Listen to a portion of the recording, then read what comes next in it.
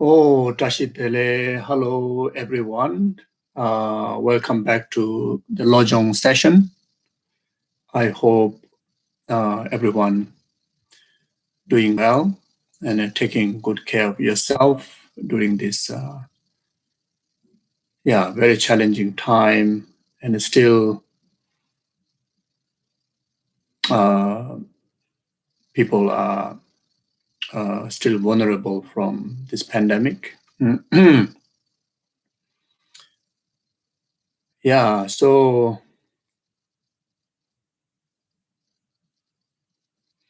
okay. So start with a few moments of settling ourselves in the present moment. Try to get our concentration towards the Lojong teaching, Lojong practice. So for that, try to establish calm, settled state of mind. So in order to do that, engage in a few moments of breathing exercise, simply placing one's focus on the breathing.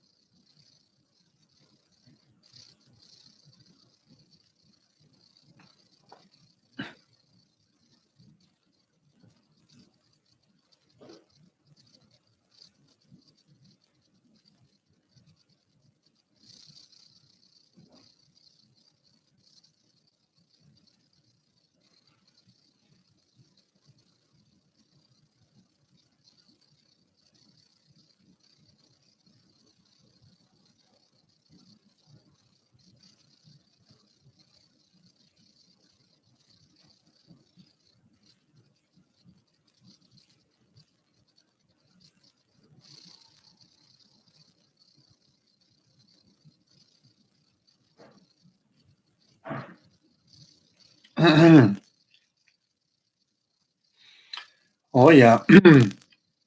Now take a moment to refresh our refuge practice in Guru Buddha Dhamma Sangha.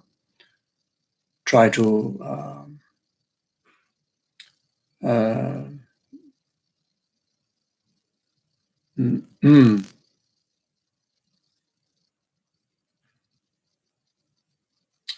refresh our understanding of the characteristics of the object of refuge, the value, the blessing in relation to the refuge practice. Then strengthening our devotion, conviction, and commitment to observe the precepts purely and inspired ourselves progressing through the practice of Dharma, through the practice of Lojong, to actualize the resultant refuge within ourselves.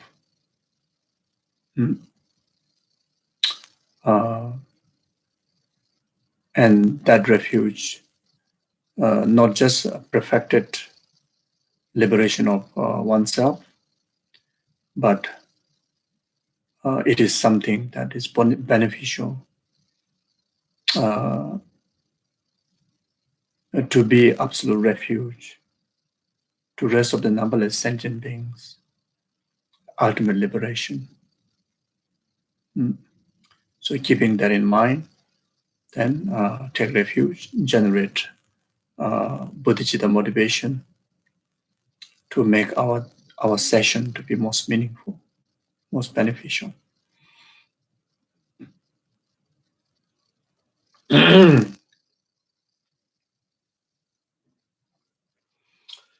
Sangye chodang soje chona la janju bado dani jazunje daji jinzo jebe sonamje dola penje sangye dobarai Sangye chodang soje chona la janju bado dani jazunje daji jinzo jebe sonamje dola penje sangye dobarai Sangye chodang soje chona la janju bado dani jazunje daji jinzo jebe sonamje dola penje sangye dobarai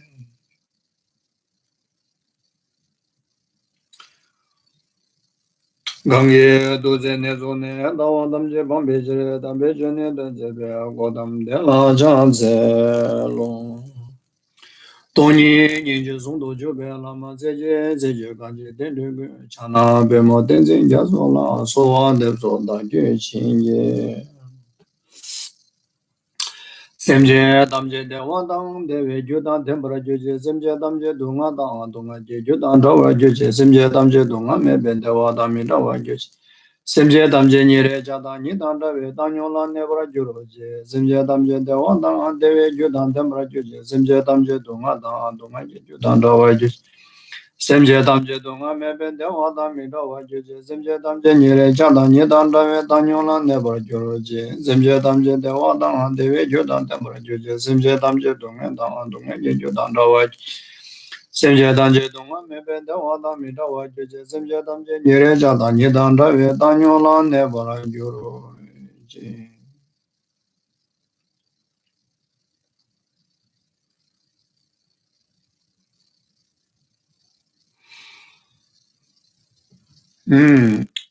Okay.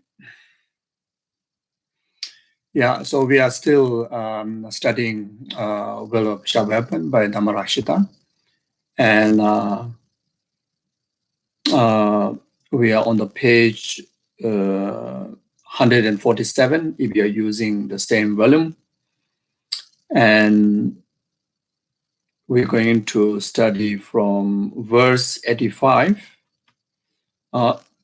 And the subject, it is still discussing on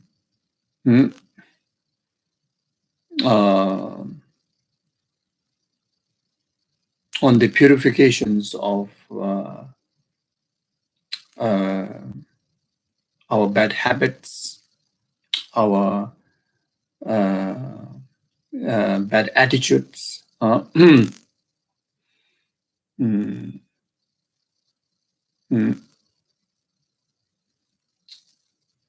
through the applications of the antidote of emptiness, the antidote of altruism, reason our harmful attitudes, harmful character are the illustrations of different phases of self-grasping and self-cherishing attitude. Therefore, to purify from the root of this harmful actions of our body, speech, and mind, the most effective antidote is the true artistic wisdom and attitude, bodhicitta and emptiness. In particularly, these negative habitual doings are a very thick stain from many past beginningless lifetimes, intense cultivation on the under the influence of self-grasping, self-cherishing attitude. So therefore, this stain or these marks are very hard to overcome. So therefore, given the most effective, the power of reliance, which is the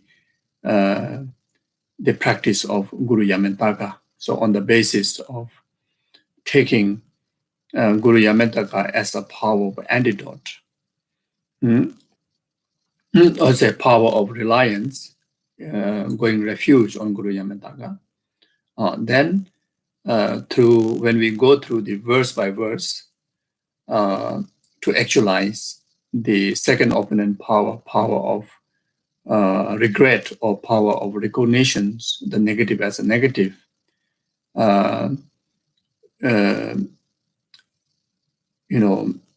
the certain the illustration of the negative from the verses.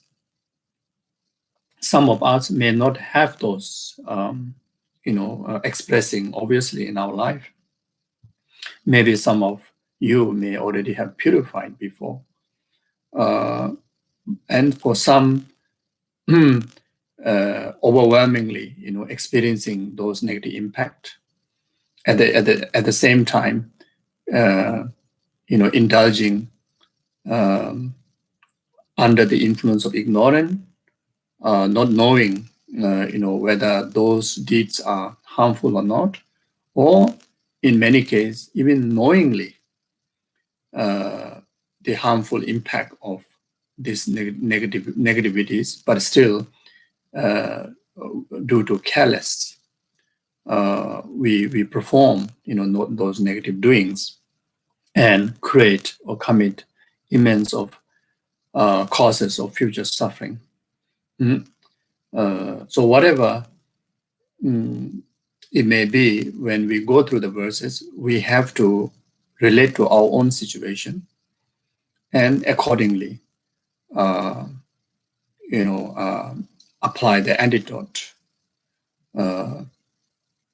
Even we are not currently experiencing those negative impact, and through the help of the practice of Dharma, but as long as we are not completely, overcome the root cause, self-grasping, self-cherishing attitude, then still become vulnerable. So therefore, we still need to practice and in order to eradicate the root cause of these negativities. And those of us who are experiencing obviously any form of such negativities, even occurring glimpse of such a sign, then without delaying even a moment, by recognizing those are harmful phenomena and should eradicate immediately with the third opponent power of the antidote, which is the bodhicitta and emptiness.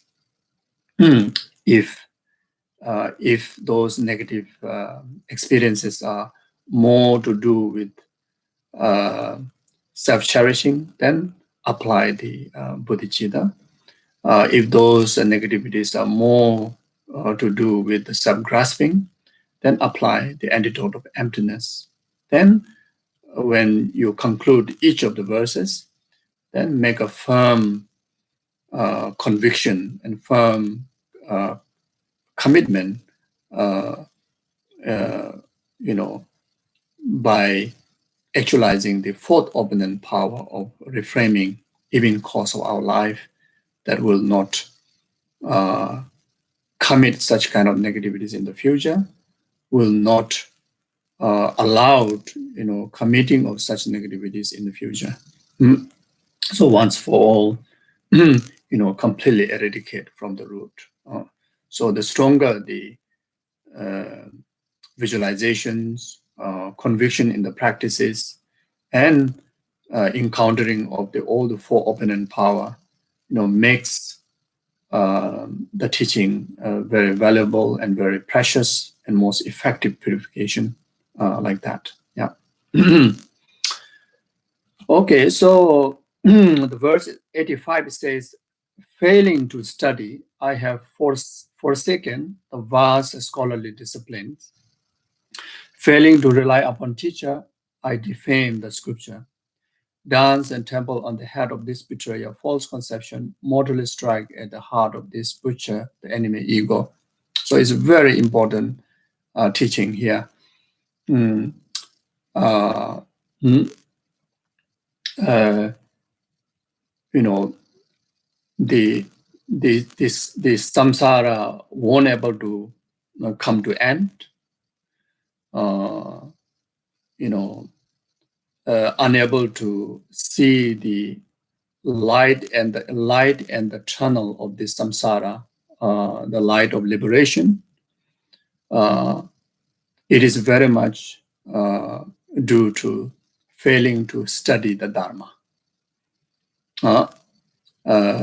and forsaking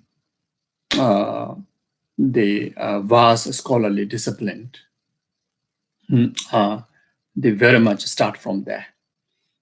So this is very important. Buddha Shakyamuni himself clearly stated that preservation of the Dharma only could happen with the two practice.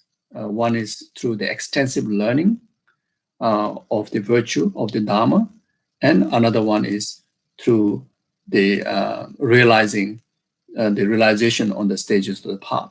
Nothing other than that. Nothing other than that can able to preserve the Dharma within, preserve the path within, and success in the journey of the path within, without doing these two. In another way, in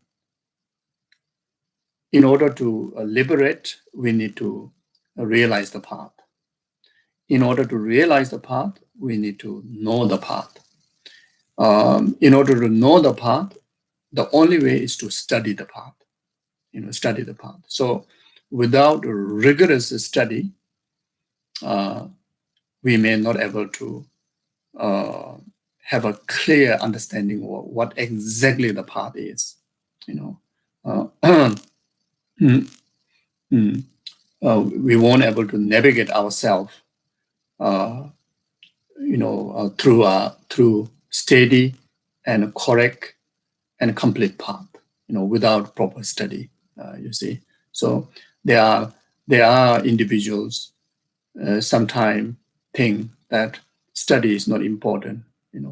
Practice is more important. Why do you spend so many years of study? So many scriptures, so many yanas, so many aspects of the Dharma. In some cases, even argue back, saying that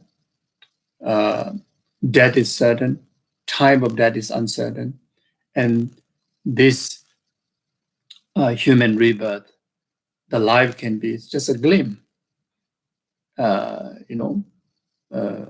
So within that glimpse times of life, how can you waste so many years, so much of your time in exploring so many Dharma scriptures? Rather, you get one instruction and just stick onto it and practice, and that will deliver the path. So that is a mistake. That can apply to a specific, special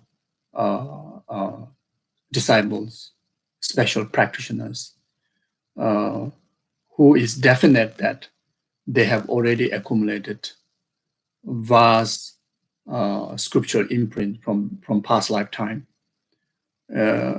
Who just need a conditional sparking, conditional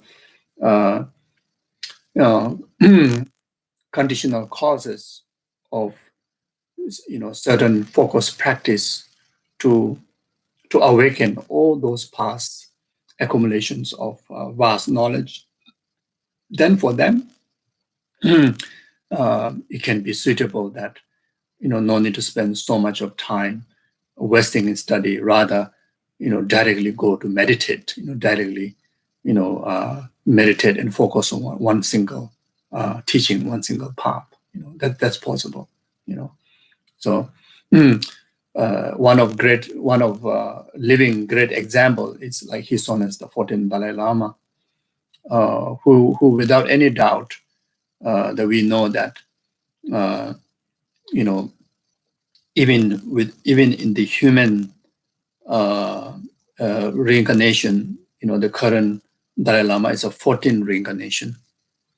And each of the earlier reincarnations of the Dalai Lamas are great scholars and great practitioners. And still, this current Dalai Lama, he have put, many 20 over years of rigorous, extensive study, even while he's carrying the title of holiness, while recognizing him as unmistaken reincarnation of the previous Dalai Lama, but no one, himself, his tutors, his family, institutions, no one spare kind of relaxations from study.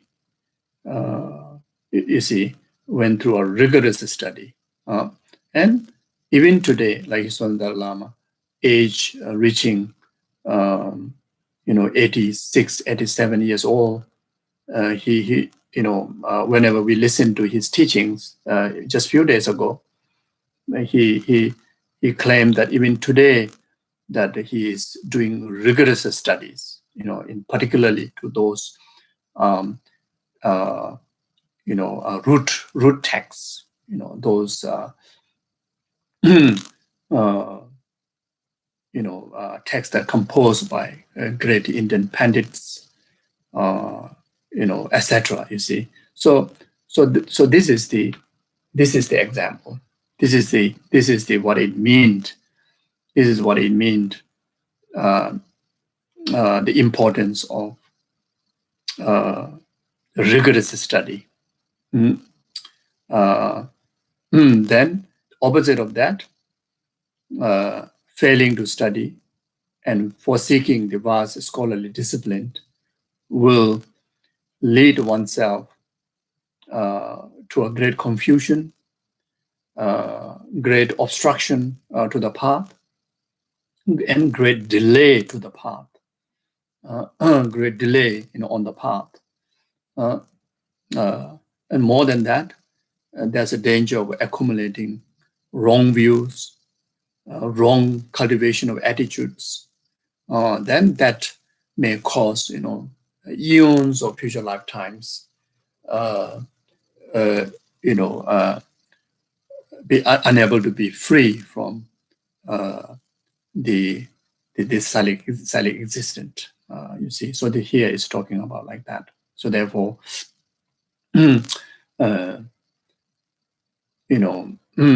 while I think like whoever whoever listened to this, this class, all of us has all the opportunities to do rigorous studies. All the conducive conditions are ready for us. So therefore, one thing that we cannot relax from, even some individuals already been very senior in the Dharma learning, but one thing that we cannot relax from is daily in one's very best rigorous studies. So it's talking about the importance of that. So if we are greatly influenced by self-grasping ignorance and self-cherishing attachment to material world, to mundane distractions, sensual distractions, then that brings immense of that brings laziness, which will get distracted, from studying the Dharma, from studying the Dharma. So it's very obvious that we have so many distractions, so many mundane responsibilities, and at the end of the day, it really, we provide very small amount of time for studies. So this habit is very much due to the laziness of laziness. There are many different types of laziness. One of the laziness is that laziness, the heart that which excited and attracted to the meaningless activities. That is one form of laziness. And this is very much another phase of self-cherishing and self-grasping ignorant. Yeah. So we need to have joyous perseverance in the gathering of knowledge of the Dharma. It is not easy, to first of all to find time to learn, and secondly, to get interest in the learning, and thirdly, to understand, what the scriptures says, and finally, to really to gain realization on the knowledge that we learn, to acquire the three wisdom, the wisdom of learning, wisdom of contemplation, wisdom of meditation on the Dharma knowledge is not easy. So it requires, great consistency of joyous effort. So in order to gain that joyous effort, we need to see the meaningless, see the essenceless of the meaningless actions, meaningless distractions of our worldly, worldly activities. Then see the advantage, the ultimate benefit. Not only that we have a clear direction, beneficial direction to this life, through study of Dharma, but more than that, it will give a great guidance, great help during the crucial time of when we pass away through this life. Not only that, it will only be the benefit. The Dharma knowledge and Dharma practice is the only thing that can able to help us, through our longest journey from the future lifetime, until actualization of full liberation. So learning about that then will give a lot of joyous perseverance in the study of Dharma. Then failing to rely upon teacher, I defame the scripture. This is another very important, especially someone who tends to give Dharma advice to others, Dharma teaching to others. Then not only that, yourself, at the end of the day, your own Dharma wisdom is the one that lead oneself. The wisdom that you gain from your learning, your contemplation, your meditation is the one that guide you. Not from the recording prayers and recording teachings from the audio, or not from the books that on your bookshelf, and not from the figure, so-called guru and so-called Buddhas out there.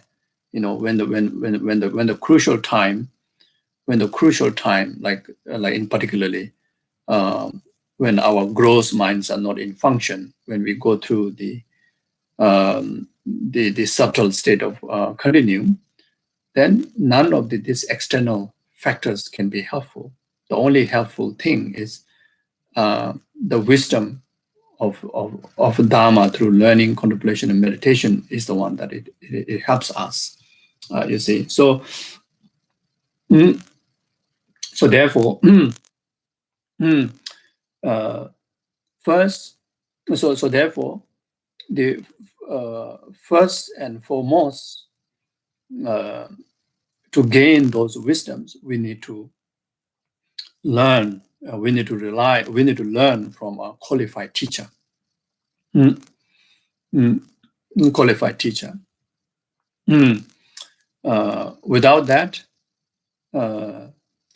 we may know the word, but we may not know we may not achieve the wisdom. You see, we may contemplate on the very clear word, but we may not gain the wisdom of contemplation. And more than that, we may meditate on those words, but then we may not gain the blessing, the wisdom blessing from meditation. You see, so in order to gain the impact, which is the realization, the blessing, then the reliance on the teacher play the for most important. You see, like relying, like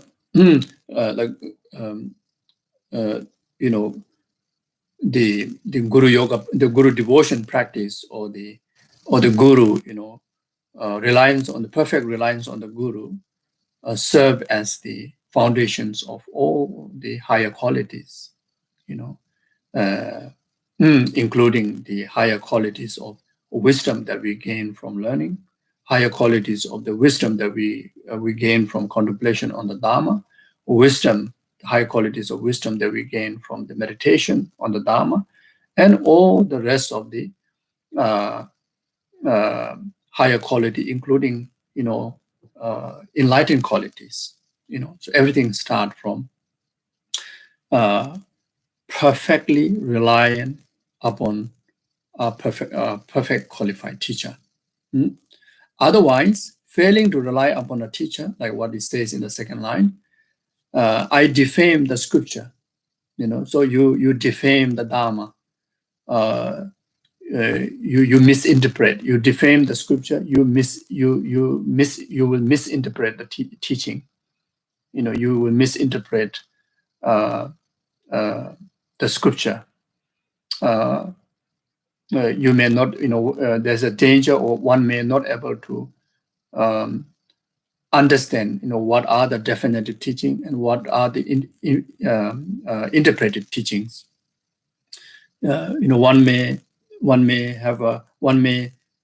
falls into unable to differentiate the different views of the different schools of philosophy.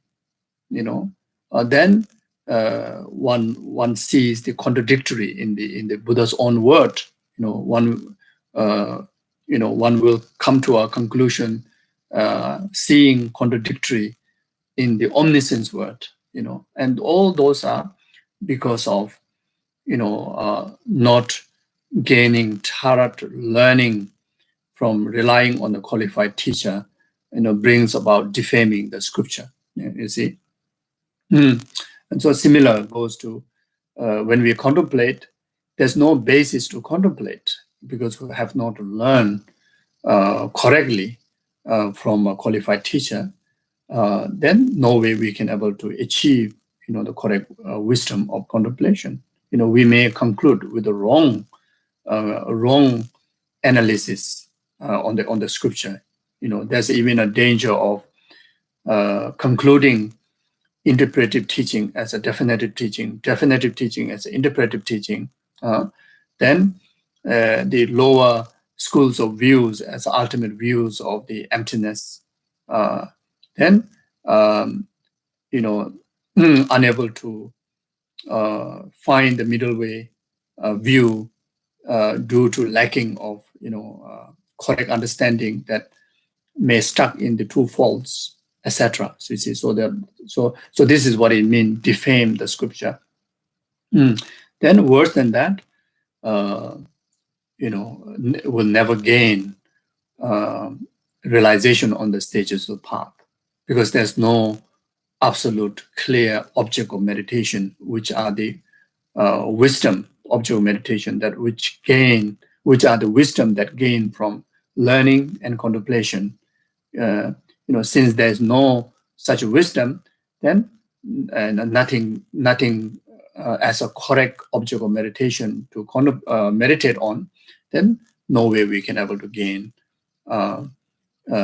realization on the stages of path. All this obstacle will come. So this is called the defame the scripture. Yeah. So therefore,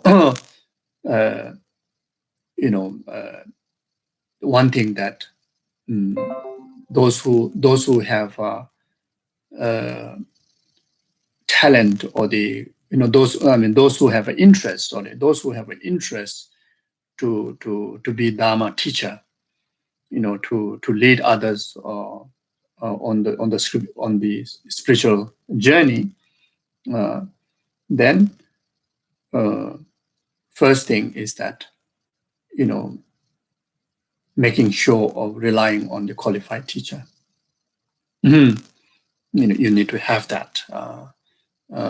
Then also from the students, who search for teacher, one of the criteria to search for qualified teacher is to trace the lineage of the person to whom you're going to regard as your spiritual teacher. Trace their lineage of their gurus. From there you can very much determine certain degree of the characteristic to be relied on. You see. So these are very, very important. Otherwise, like very much like in today's time, there's a danger of fall in the trap of self-claim teachers, self-claim gurus, self-claim like lamas, gurus and teachers, tutors, mentors, etc., because they are very good in speaking, because they have this tool of academic training. So for them to just glance through a text and to interpret, it's very easy, and there are many in today's time that relying on the guru is like very much meaningless, especially of those that who don't really understand what really matters most in the journey of Buddha Dharma. Many there are people who believe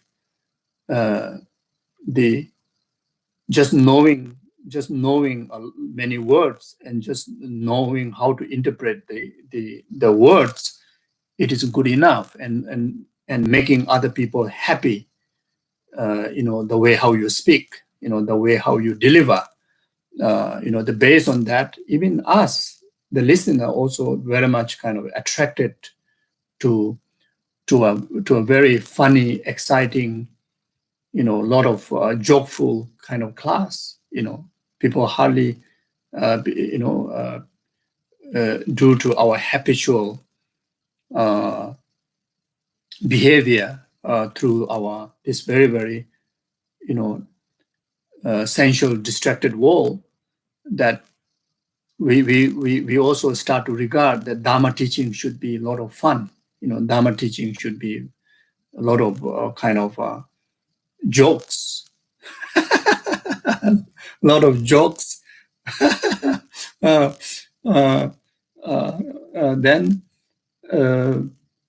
Dharma deliver based on what the listener want to listen. Not Dharma deliver based on what Buddha intended what the omniscient one intended to deliver to those seekers of liberation.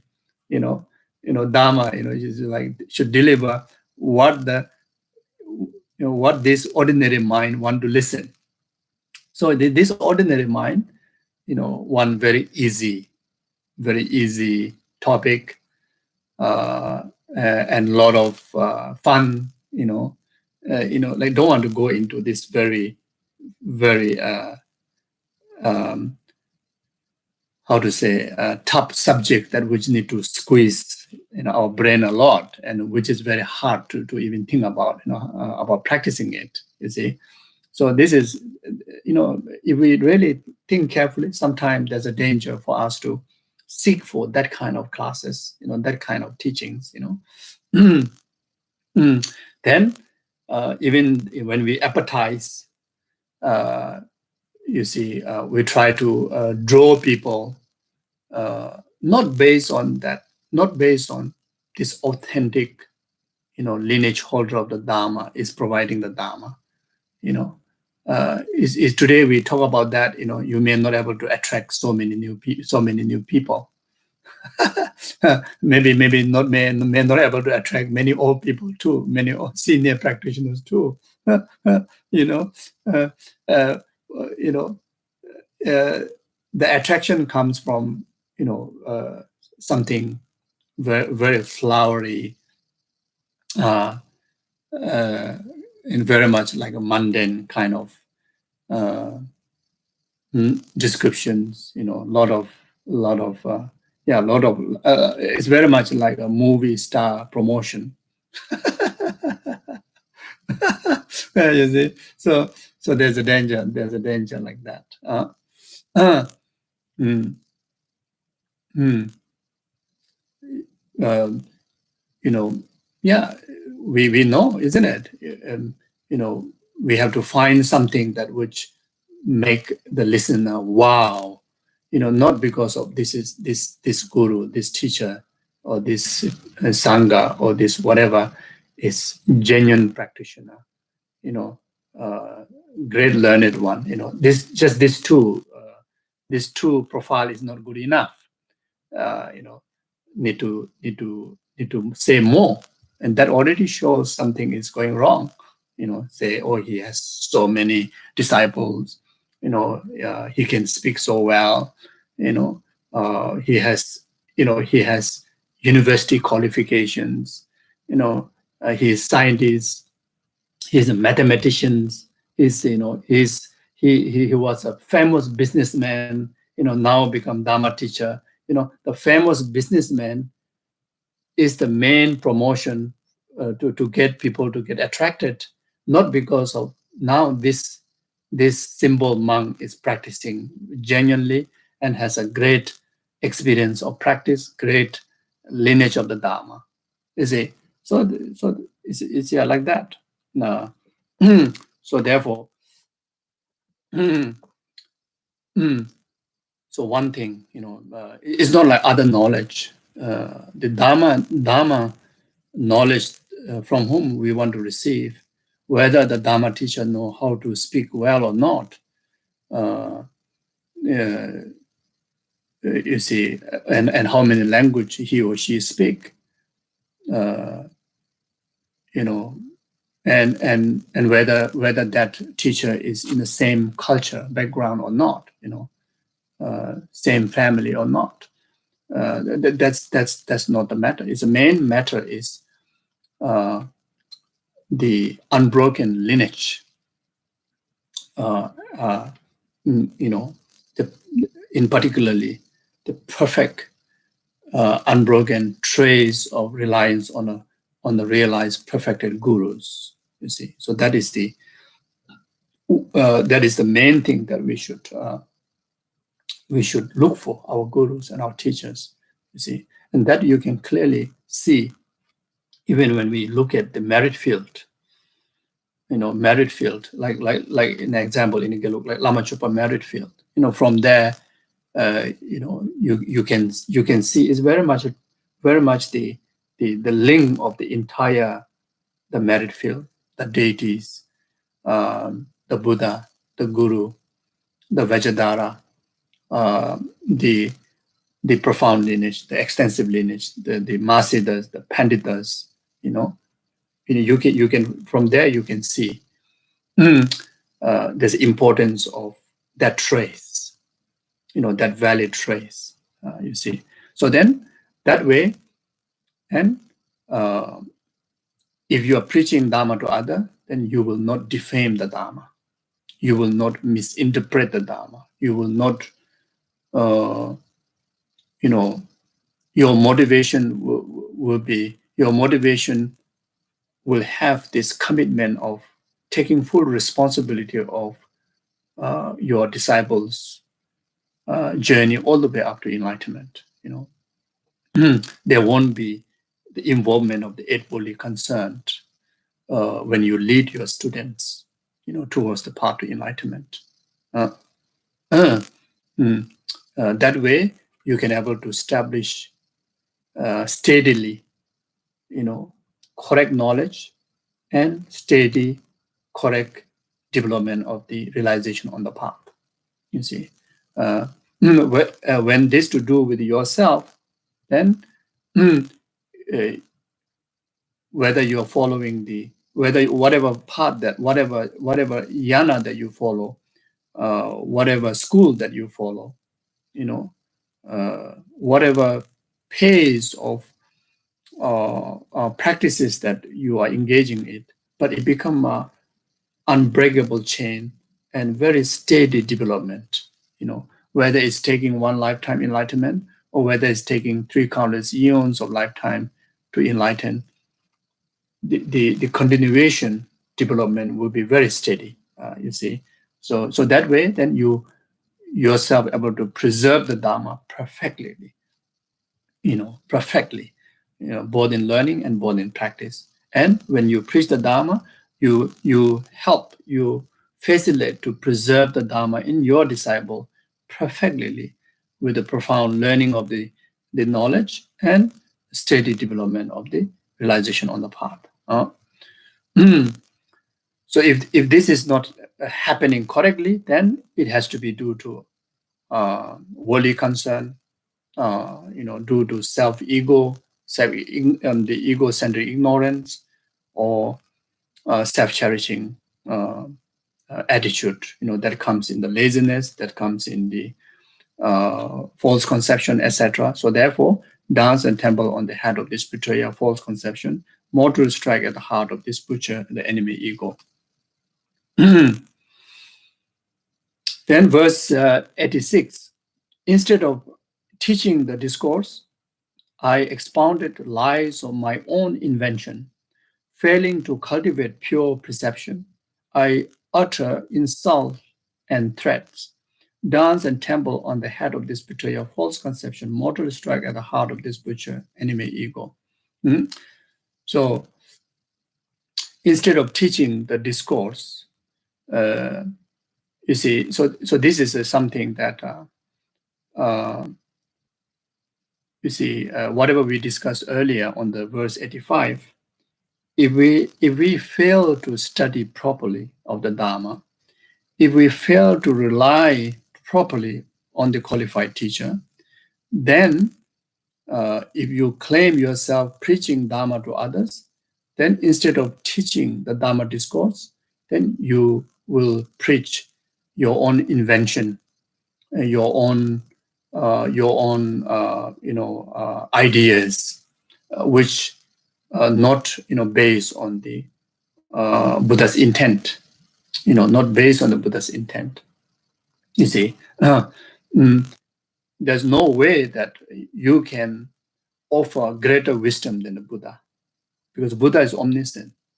Unless you are also omniscient, then other case. But otherwise, if you are omniscient, then you won't contradict to what Buddha have taught. And if we are ordinary person, if we know that ourselves is ordinary person, then surely that we won't have a greater wisdom than what Buddha have taught. there's no way that we can teach something greater or more correct way than what Buddha have taught.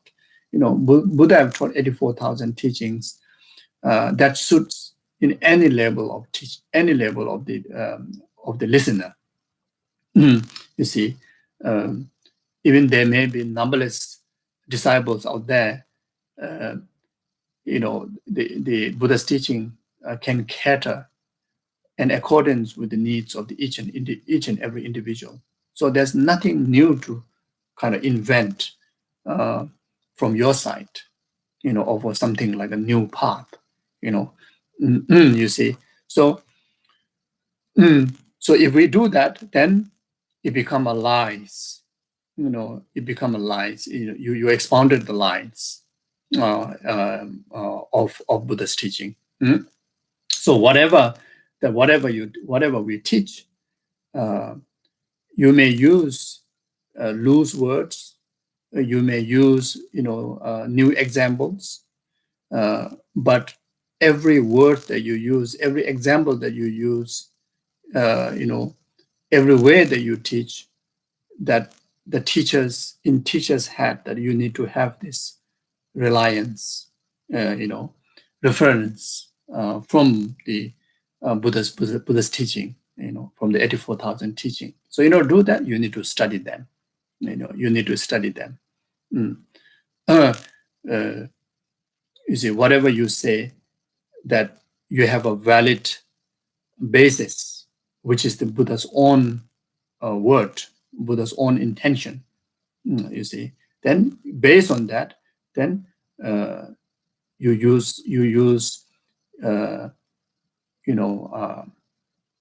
the skillful ways and skillful words to make the disciple understand. You see, so anything that a Dharma teacher teach, if you are not confident that this particular presentation there's no basis in Buddha's teaching, then that shouldn't be expounded. That shouldn't be taught, because that could be mistake. That won't be helpful. You see. So, and again, in today's time, it happened in the past, and in today's time, then I think there could be even more cases in the future times, that due to lacking of proper study, due to lacking of proper reliance on the guru, then there's a danger of expounding lies on the Buddha's teaching in the name of Buddha Dharma, in the name of Buddhist teachers. So there's a very, very danger. You see. So therefore, for us, like listeners, in order to make sure that we are not trapped in the lies, not trapped in the false teaching, then, as I mentioned before, that we need to trace the lineage. We need to trace the lineage of the person to whom you are relying as your guru, your teacher. You need to trace their education background. You see, as a Dharma study, cannot easily someone just claim that I am this, I am that. Cannot easily rely to learn Dharma. It can go tremendously wrong. There's a very, very danger. So this teaching is talking about that. You see, and we have a great tendency to fall into that kind of trap. It's like a mutual kind of falls. Ourselves also have a responsibility, that we cannot follow our usual kind of interests. To choose Dharma, to choose the teacher, and to choose the path. We have to be very serious. We really need to it is very much like we are going into a tunnel that we have never traveled before, and we just simply let anybody to lead through that tunnel, can go wrong, absolutely, So therefore, in the worldly, in the samsaric realm, we have traveled many times in the past, from beginningless lifetime, we have traveled, we have experienced, almost everything. There's not even one single samsaric thing that we have not experienced in the past. You see. So, but as far as concerned with the journey of Dharma, the journey into the path to liberation, we have not traveled before. It is completely dark, the journey. So you need the brightest illuminating light, and you need perfected, qualified leader that who have traveled that tunnel before, who have traveled through that tunnel before, and who has all the uh, uh, what do you call um, the defending equipments, whatever challenge that if in case we face any challenges through the journey on the tunnel, that they can supply all those necessary antidotes to overcome, not to stuck in the middle of the tunnel and lost your way in there. You see. So therefore, it is a very serious thing. Otherwise, this precious human rebirth, thinking of this precious human rebirth, when you learn from the Lamrim, uh, it's like once, ever achieve, only once, like only once in the existence that you have ever achieved, you know, in illustrate very much like that kind of rarity. Then when we look into when we study the causes for us to achieve this precious human rebirth, to to to to to fulfill the purpose of our spiritual journey, again, it is so hard to accumulate those causes. It's almost like impossible like that.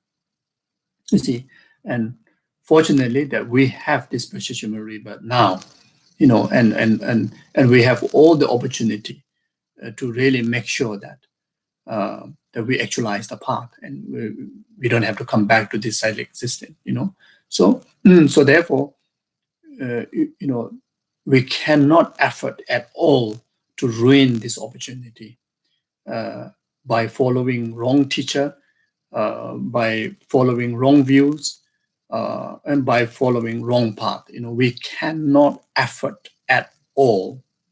So looking at all this fact of precious human rebirth, you see, we cannot even afford for one moment. Then, in referring to the uncertainty time of death, death is certain, uncertainty time of death.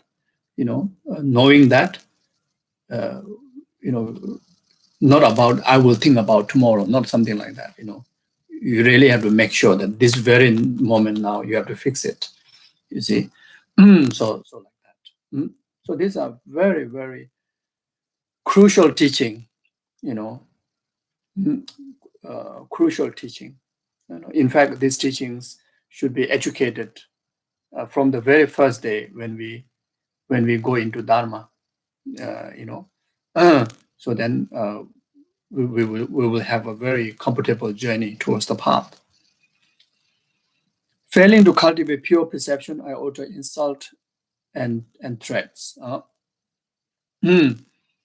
So again, due to the self-grasping, ignorant, and self-cherishing attitude, we completely envelope ourselves. We completely kind of wear the where the glasses, the lenses, where the lenses of inwardly concern, lenses of delusions, then that pollute, entire our perception, and the sign of that is when we utter insult and threat the virtue of others. That is the sign that our our perception, our self fail to practice the pure perception, or in another word, our perceptions are completely lens with delusions, and lens with the delusions, and the wrong views and wrong perceptions. You see, so therefore, uh, when we realize that, we start to criticize others, we start to blame others, when we start to become obstacle in others' virtuous accumulation, or when we become fuel to others' negative cultivation, then we need to, there's nothing to fix out there, or nothing to fix in the other people. Immediately we have to realize that it's something need to fix within ourselves, which is the false perception, those wrong views, those delusions. You see, so like that. You see, so as a practitioners of altruism, then you know we have to train our perceptions in the two methods, the two path. One is the wisdom aspect of the path, one is the method aspect of the path, to really to equip the perfected pure view in relation to all experiences. You see, and that can be some by the teaching that one of the essential Lojong teaching is taking all experiences, and the path onto enlightenment. You see, so no question about all the positive experiences, taking on the path to enlightenment, but even the negative experiences, negative experiences also taking on the path to enlightenment. The one of the essence practice of Lojong is taking suffering on the path to enlightenment, taking adversities path on to the enlightenment, taking harm givers, negative forces onto the path to enlightenment. You see, taking this contaminated basis on the as a conditioned path to the enlightenment, on the path to enlightenment. Even sickness and the death comes also taking part onto the enlightenment. You see, and all these are the practice of pure perception. You see, through the wisdom of emptiness, or through the wisdom, through the attitude of compassion or altruism. You see, so this easily can understand. The only thing is that we need to practice. You see, so therefore, as a Lojong practitioner, as a Mahayana Dharma practitioner, we have to be very, very strong. Always in the full iman to fight or to overcome, any form of experiences, any form of challenges that may trigger our eight concerns, our desire, our anger, our wrong views, So always, equipped with this full force of iman of wisdom of emptiness, and attitude of compassion, or attitude of bodhicitta. So therefore, as a Lojong practitioner, then as a Mahayanic Dharma practitioner, or Lojong practitioner, then there's no harm giver at all out there.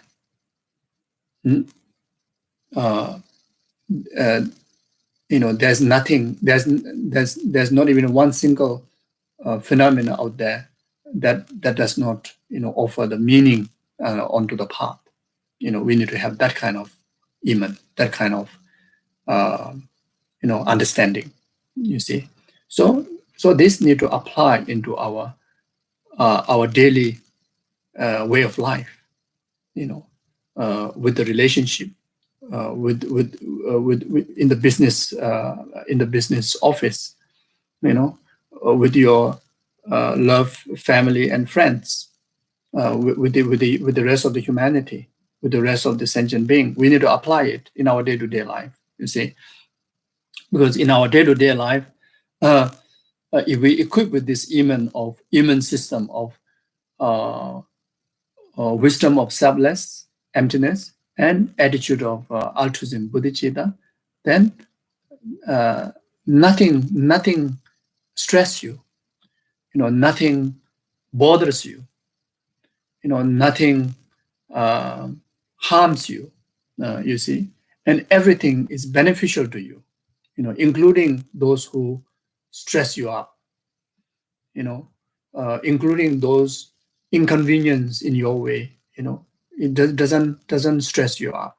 Doesn't harm you, stir your inner peace. You see, so so this is the way that you bring immense of peace, immense of harmony, immense of respect, immense of empathy, immense of understanding. Uh, you see, among the people and among the environment that we engage in our day-to-day life. So everything becomes so beautiful. Everything becomes so beneficial. You see, everything is so attractive. Everything is inspiring. Everything is attractive. Everything is helpful.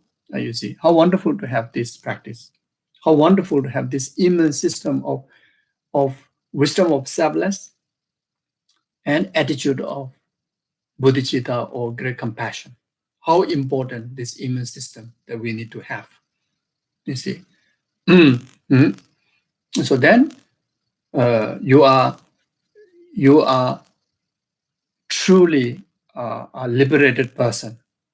You are truly, how to say, yeah, you are completely protected. You cannot be harmed by anything. You cannot be harmed by anything. Even sickness and death comes in our way. You face that with so much ease, so much meaning, so much acceptance. And some more that you have the capability to dedicate that experience for the benefit of many. Yeah, you see. So otherwise, then otherwise, without that immense of pure perception, then one insult oneself, one harm oneself, one insult others, one harm others. And this is so true, isn't it? This is so obvious. You see, even in the very bright day, even everything is all right. Food. There's a food in the fridge. You got a shelter.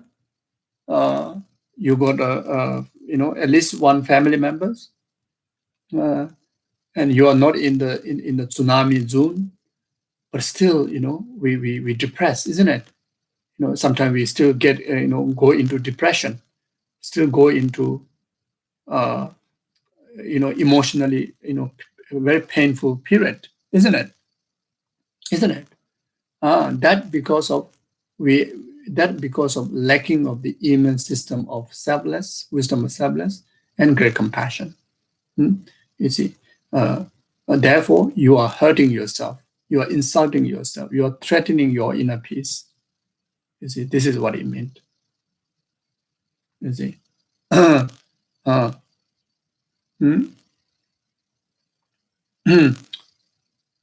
you see, thinking of this glimpse period of life,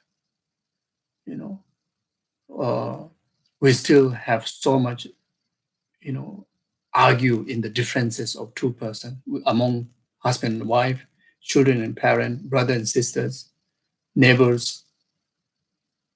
We argue. We kind of emphasize, you are wrong, I'm right. I disagree.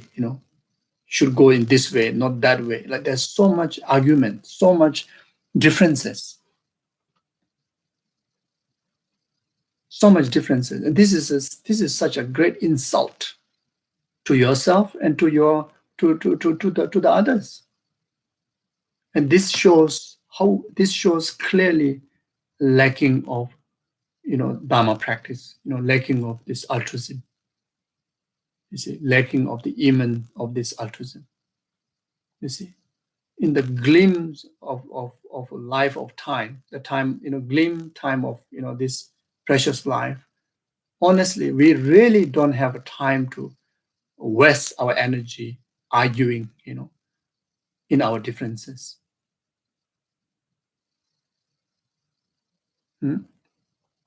Especially, we all learn so much from this pandemic.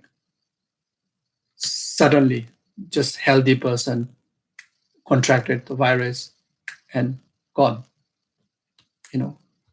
It's not about cancer. It's not about this and that, the scary diseases. Just, this pandemic just came up in 2019. Within that period, how many people to whom we know that their life is taken by this pandemic? Such uncertainties out there. And this pandemic is just very like gross kind of example. The karma, the worse than that is, undetectable by our ordinary perception. There are karma that lies within us, and those karma meeting one slightest condition may cause our life, may get into problem.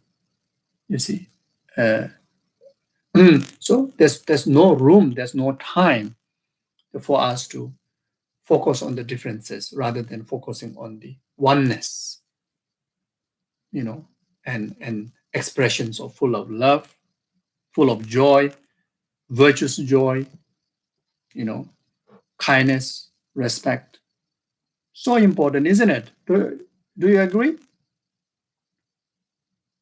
Think carefully, even though we practice Dharma, sometimes if we are not mindful, we are also in that category.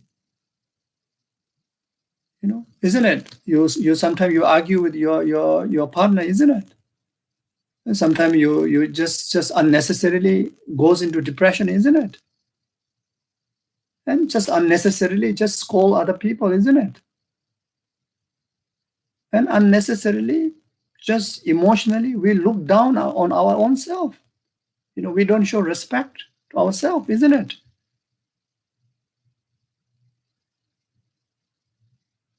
You see, so think carefully, really, this is the fact of what the Dharma is teaching here. We really cannot afford to waste, even for one present moment, cannot waste in delusional way of life. It is the time, it is so important. Every single present moment is so important to live with full of joy in the meaning of virtue, meaning of life, full of love, full of compassion, full of respect, full of care, full of service. You see.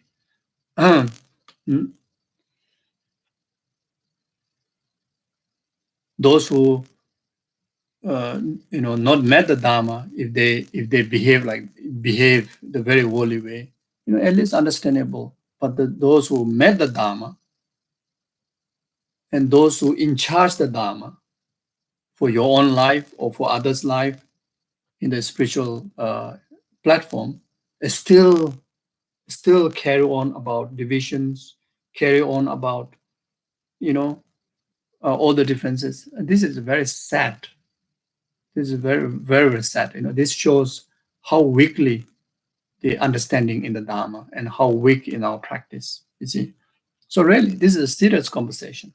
Because the Dharma learning, Dharma practices, if we don't apply in our daily practices in our way of life, then and Dharma remain in the text and we remain separately, then that doesn't fulfill. And that's why we talk the importance of relying on the, perfect, the lineage gurus, means it's talking about the blessings. The blessings, the effect of the blessing comes when we are able to apply. Even you may know, even you are first day in the Dharma learning, that already kind of bring the transformation in your life. That itself is a sign of blessing. You see, so something like that. So all the false things going on, then that is definitely is a clear sign of self-grasping and self-cherishing. Therefore, this needs to be purified. Dance and temple on the head of this betrayer, false conception, mortal strike at the heart of this butcher, the enemy ego. Okay, verse 87, refusing to condemn deeds that are contrary to the Dharma, I level various criticism against all well-spoken words, dance, temple on the head of this butcher, false conception, mortal strike at the heart of this butcher, the enemy ego. So this is not talking about others. This teaching, verse 87, is about ourselves, refusing to condemn the deed that's contrary to Dharma, and that is doing by self-grasping, self-cherishing, ignorant, self-grasping, ignorant, and self-cherishing attitude. And these are false. These are very, very bad character of ourselves. You see, in many of our cases, we point out, we condemn the bad doings of the others, and we still think that we are very pure. That is not the Dharma way. You see, Dharma way is teaching to yourself. Watch on your own action of body, speech, and mind. Not about watching, not about others. You see, unless you are assigned to be a Dharma teacher, then Dharma teacher's responsibility is to point out the faults of the disciple and provide the correct antidote to that, teach the correct antidotes. So that's the job of Dharma teacher. If you are assigned to that, then,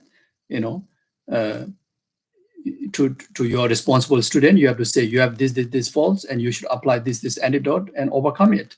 But otherwise, in the general, as a Dharma practitioner, we always need to watch within ourselves, and even you see the slightest sign of negativities, transgressions, and we immediately have to condemn it. Immediately have to condemn it. As long as it's contrary to the 10 virtues, as long as it's contrary to the precept of refuge, as long as it's contrary to the precept of individual liberation vows, as long as it's contrary to the Bodhisattva vows, as long as it's contrary to the tantric vows, we need to condemn immediately, right on that spot. And we need to repentance. We need to re-establish those precepts. You see. So this is also a teaching on the importance of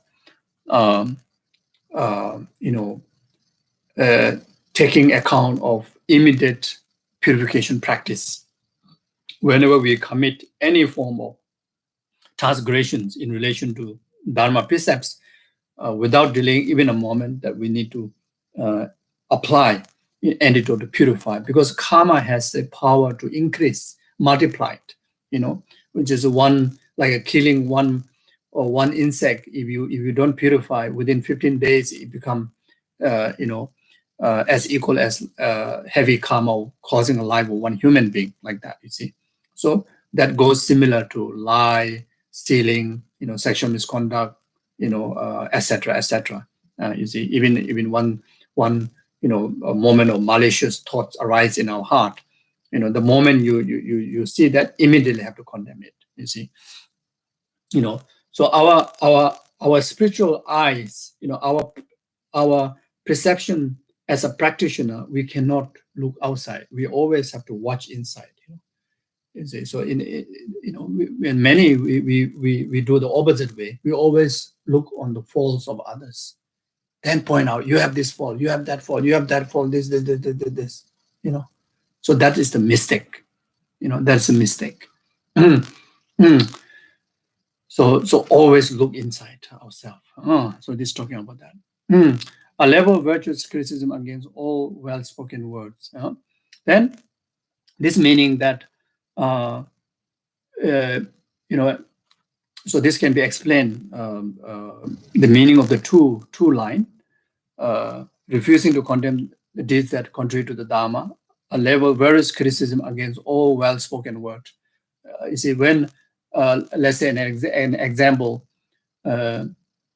you see, mm, uh, mm, like how to say, when we as ordinary as a beginner, practicing the Dharma, then the practice of virtue of the 10 virtues, such as no killing, then you see, if someone like to eat meat, if someone like to eat, let's say, fish, then because of you like to eat fish, then you criticize against the word of the Buddha. Like when you talk about the virtue of no killing, then not even one tiniest insect or bugs cannot cause their life. You say, why? As long as no killing of human is okay, fish is healthy, should eat it. Why Buddha had to speak like that? Why Buddha say, don't kill, any living being?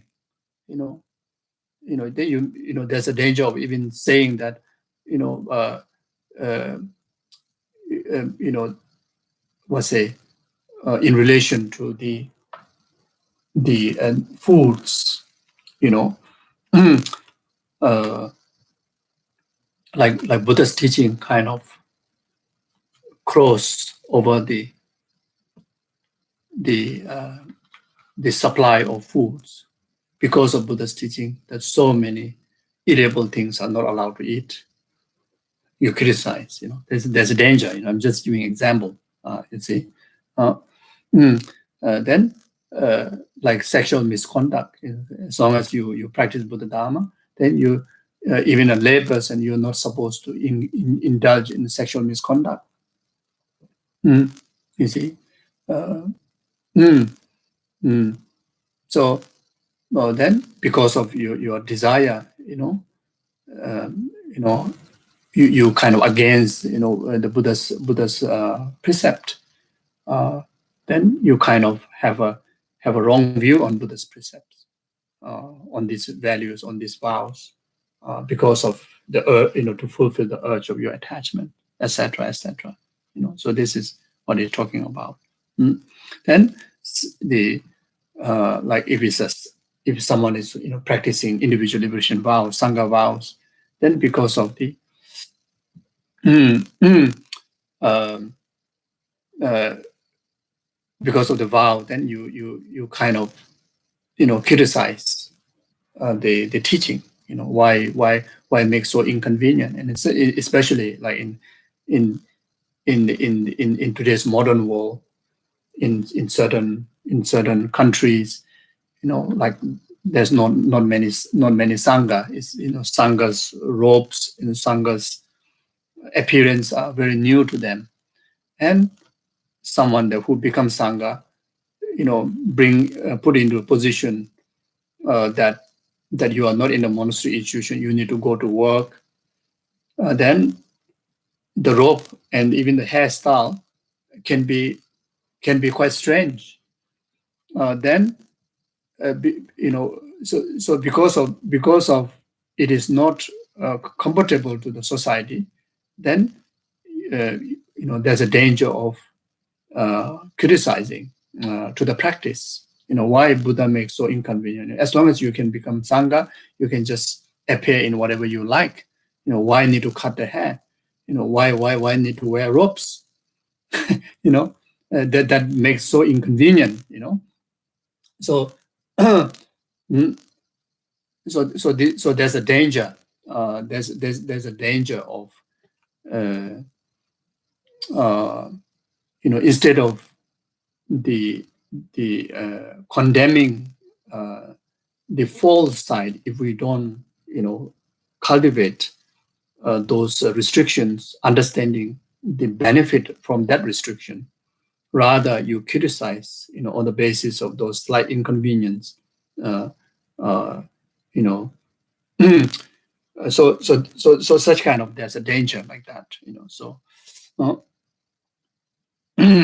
so therefore we need a lot of courage. Uh, you know, as I talk about the immune system. When we become sangha, we need to have a full idea about the advantage of becoming sangha. Then wherever you go, you feel privileged. Whenever you get chance to wear the robes, whenever you're able to shave the hair, you feel privileged. You don't feel strange. You don't feel alienated. You rather feel privileged. Otherwise, if you don't see the advantage of the vow, and someone being in that vow, how beneficial for yourself, how beneficial for the society generally in the virtue, then there's a danger of um, feeling inconvenience, and those inconvenience may lead to a criticism towards the Dharma, towards the vows, towards the precepts, so like that.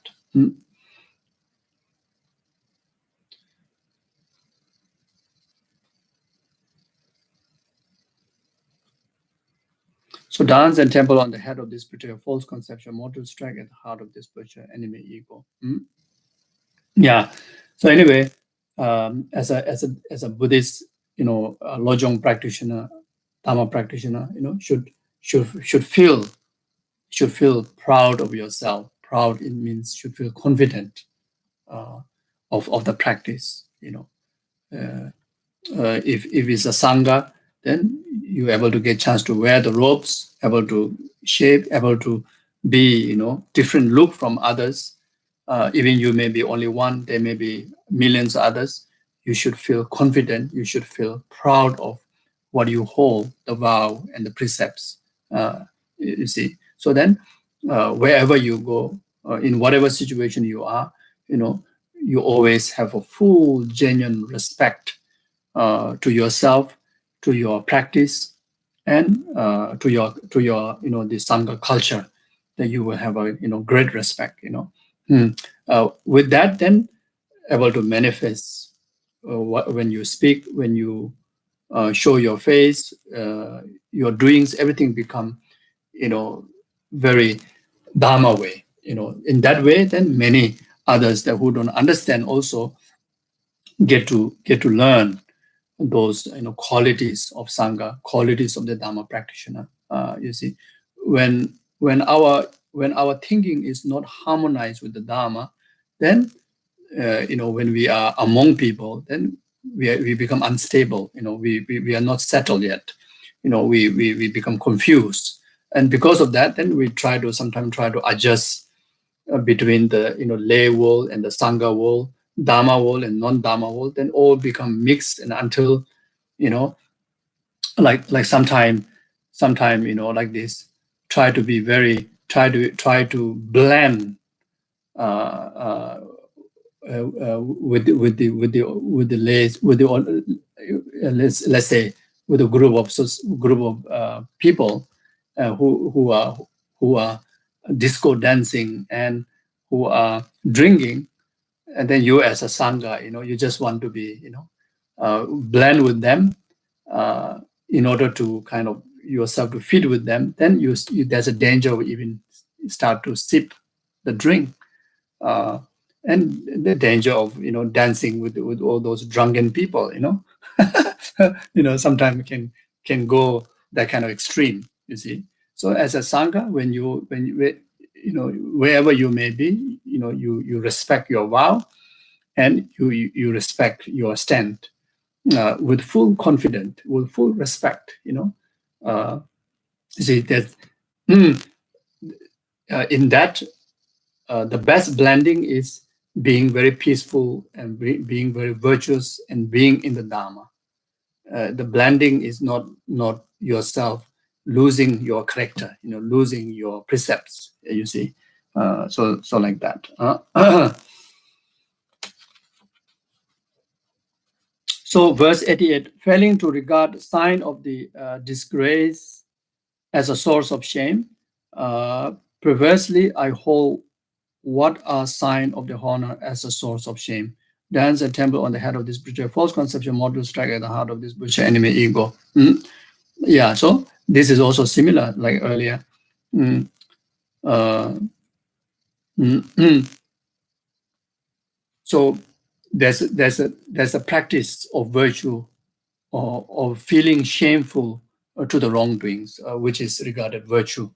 And it is a very important virtuous practice, virtuous mindfulness, that whenever we engage any wrongdoings or transgrading any precept, then we need to have this we need to have this mindfulness of shame, so that this will lead to the purification of the transgression, like that. Then second word, second line is previously hold what a sign of the honor as a source of shame. So this is exactly what I mentioned before. Sometimes we as a like a sangha, because of being so different, the look, the what we wear, and sometimes when you go into the ordinary society, you feel like you're ashamed. You feel shameful because of you are different. Shameful because of you wear the robes. Shameful because you are not drinking. Shameful because of you are not disco dancing. Singing like that. Sometimes danger of feeling that. You see. So this are mistake. But if we are not mindful, we may feel shameful of of upholding the virtuous conduct and failing to regard a sign of failing to regard those sign of negativities as a source of shame. There's a danger like that. You see, so this is something important. Yeah. So, so dance and temple on the head of this Buddha, false conception, mortal strike at the heart of this Buddha enemy ego. So the verse 89, failing to pursue any suitable deeds, I perform instead all that is inappropriate. Dance and temple on the head of this Buddha, false conception, mortal strike at the heart of this Buddha enemy ego. So this is one of the very important mindfulness that which we need to carry all the time. Always guard our three doors, from committing even a slightest form of negativities, and always be mindful to gather virtues, even it may be slightest form of virtues. So if we don't have that mindfulness, then fail to pursue any suitable deeds, fail to pursue virtuous deeds, and perform instead all the non-virtues. Is talking about that. So like what Buddha himself say, commit only virtues, never to commit non-virtues. So that's what it means. Commit never to commit non-virtues. Is talking about even the slightest form of non-virtues. Only commit virtues, or only commit perfect virtues, or only commit virtues, whatever it is. It's talking about even the slightest form of virtue it may be, also should accumulate it, should gather it. You see. So yeah, so this is something like that. So dance. So if we are unable to equip with this mindfulness, then this is a playing of the self-grasping and self-cherishing attitude. So therefore, it should purify. Dance a temple on the head of this Buddha concentration. Mortal strike at the heart of this Buddha enemy ego. Then verse 90. Powerful one, you who possess the bliss gone's dharmakaya and destroy the demon of egoic view, or a welder of club, the weapon of no self wisdom, trill it over your head 3 times without hesitation. So powerful one. So in the Tibetan text, Emma is very much talk like Allah, is expressions of uh, mm, the great forceful, the divine one. So here, um, who is that powerful one? Is referring to Guru Yamentaga. Mm? The Guru Yametaga, you who possess the bliss gone Dharmakaya, is referring to the enlightened quality, the bliss gone beyond, which is the exalted wisdom of Dharmakaya. And destroy the demon of egoic view, the Dharmakaya, uh, uh, which is emptiness, that act as a direct antidote to destroy the force, the main negation, which is the demon, the egoic view, which is the uh, egoic view of inherent grasping of I and inherent grasping of the basis of the I, the aggregates and phenomena. Now, Walter Club, uh, mm, the weapon, or Walter Club. So the user of the staff is talking about Guru Yamentaga, the Walter Guru Yamentaga, who hold the staff, the staff of selflessness, which is represented by um, a handle that having made of a human bone with the skull on top. That is the club. That is the staff. The weapon of no self-wisdom, which this staff just mentioned, which represent as a weapon of as an antidote, which is the no self, or the weapon that which is of no self, no self, no self, or the emptiness, that which is the weapon of antidote that going to strike at the heart of the false conception, the egoic, the demon of egoic view. Mhm. How that weapon strike the heart of the negation, egoic view, by trail it over your head 3 times without hesitation. So turn it over the head of this egoic, wrong view, the self-grasping and self-cherishing attitude, self-grasping, ignorance, self-cherishing attitude, 3 times. Mm. First, you strike. Second, you destroy its capability. Third, you completely eradicate from the root. So,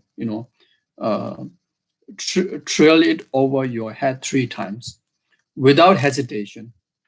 Without hesitation is also understood, also can understand by without any doubt that it's 100% definitely going to destroy it. There's no, as a practitioner, we need to think when you apply this purification, we need to think, we need to have a full conviction that it's definitely going to eradicate this false view. You see, so more the stronger the conviction that we have, the more the effective purification that take place. So this is what talking about. Then verse 91, with your great ferocity, obliterate this enemy. With your great wisdom, dismantle this false conception. With your great compassion, protect me from my karma. Help destroy this ego once and for all. So with your great, you're referring to Guru Yametaga. With your great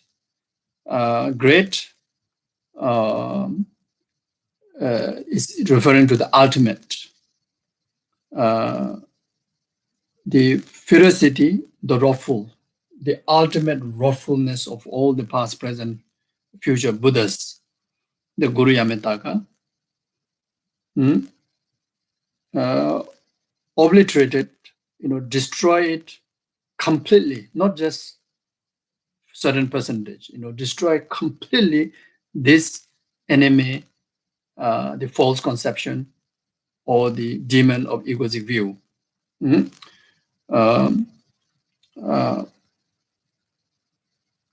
With your great wisdom, dismantle this false conception. Yeah. The great wisdom of Dharmakaya, or the great wisdom of emptiness, dismantle these false conceptions of the demon of egoistic wrong view. So then make a supplication. With your great compassion, protect me from my karma. So make this supplication in your heart. So now, reliance on you, taking refuge in Guru Yamentaga, with your all the forceful antidote, are able to bring about complete purification of all the past karma and all the past karma and karmic consequences. All these negative habitual behaviors of my body, speech, and mind.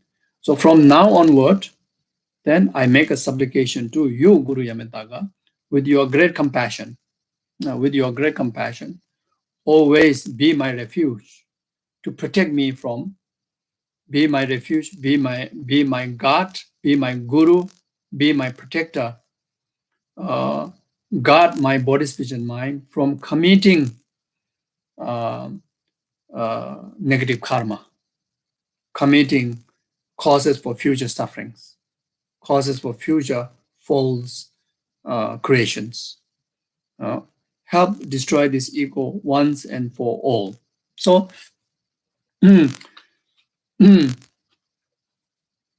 so help destroy this ego once and for all. So from this verse, the earlier, the two line can also refer to the eradications of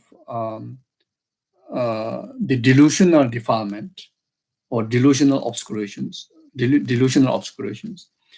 the second two line is you can also understand the purifications of the obscurational, the obstacle to the omniscient, the stain of the delusion, to purify the stain of the delusion. So in other words, you can understand this verse. The first two lines is to,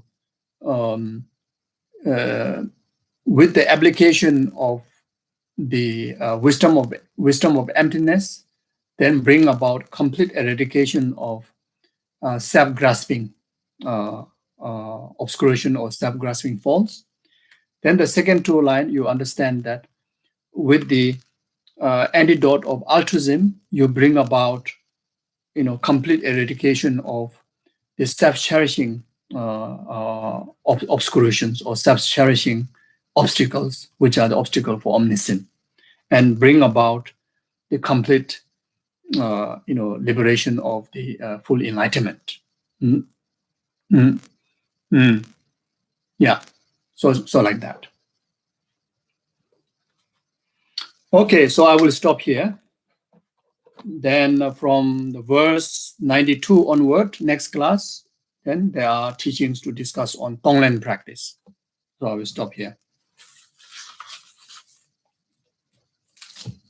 So we do short dedication.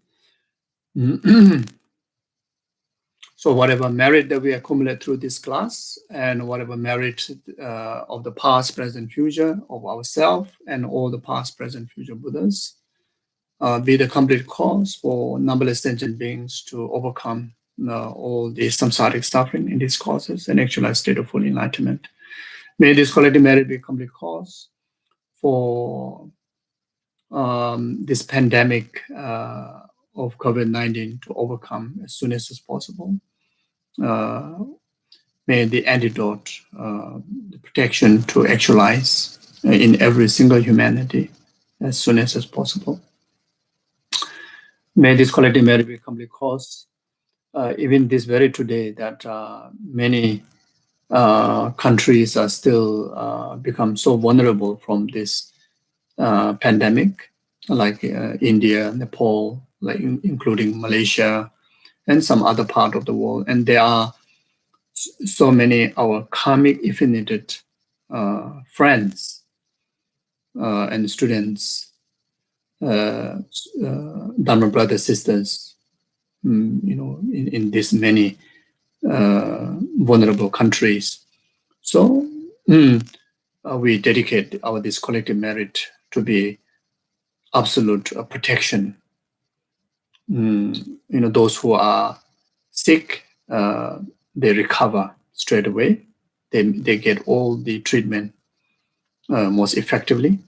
May those who are safe now continue to stay safe, never to have trouble from this coronavirus.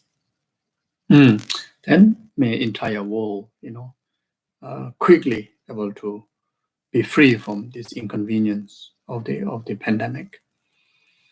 May this collective merit be complete cause for all the good people in this world, like His Honor Dalai Lama, Kyabje Lama Supramache, all our spiritual gurus, and yourself, your family members, and always enjoy perfect health, long life, and fulfill all your aspirations accordingly. May all the world leaders, the leaders of institutions, organizations, the leaders of the family, leader yourself who lead your life, be free from negative emotions and equipped with only virtuous wisdom and attitude, so that anyone under their leadership can able to enjoy peace and happiness and virtue only. May this collective merit be complete cause. All the Dharma institutions, virtuous institutions around the world, like the monasteries, nunneries, Dharma centers, Dharma centers, be free from all the inner outer secret obstacle, and actualize all the conditions to preserve the Dharma perfectly, both in extensive learning and realization on the stages of the path.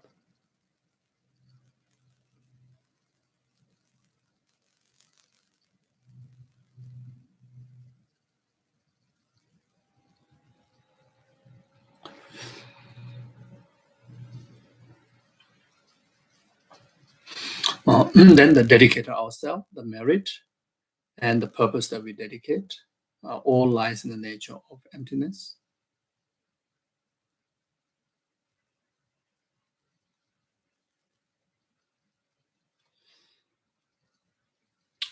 Janjo Semjo Rinpoche Maje, Panam Jeju Jawani Bame Bayang Gone Gondo Pewajo Donye Dawa Rinpoche Maje, Panam Jeju Jawani Bame Bayang Gone Gondo Pewajo Rimye Dawa Rinpoche Maje, Panam Jeju Jawani Bame Bayang Gone Gondo Pewara Isho.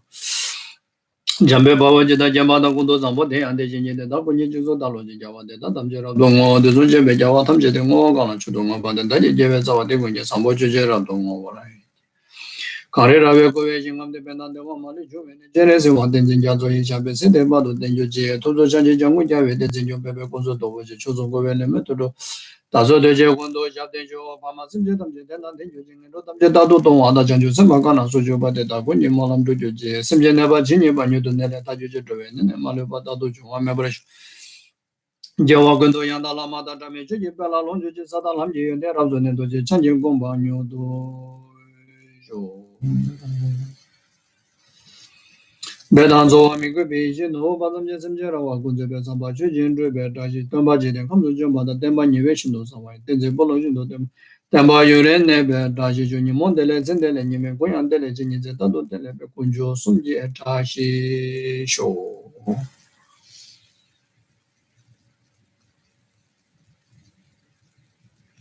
Okay, thank you very much. Please take good care of yourself and take good care of each other. Thank you. Take care.